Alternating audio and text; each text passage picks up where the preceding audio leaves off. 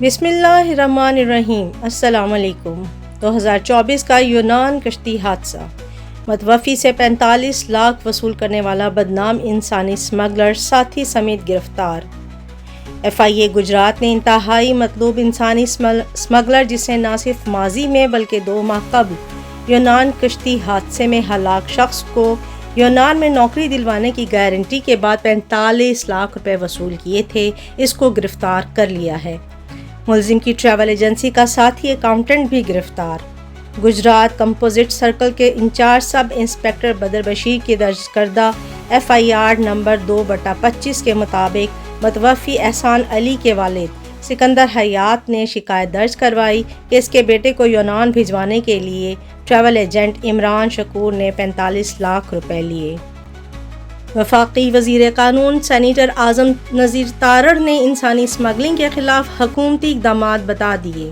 قومی اسمبلی اجلاس میں انسانی اسمگلنگ کے خلاف مناسب اقدامات نہ ہونے پر توجہ دلاؤ نوٹس ایوان میں پیش کیا گیا، جس پر وفاقی وزیر قانون نے جواب دیا۔ انہوں نے کہا کہ انسانی اسمگلنگ کے خلاف جنگی بنیادوں پر اقدامات کر رہے ہیں۔ سن 2024 میں انسانی اسمگلنگ کے 3456 مقدمات رجسٹرڈ اور 1638 انسانی اسمگلرز گرفتار کیے گئے۔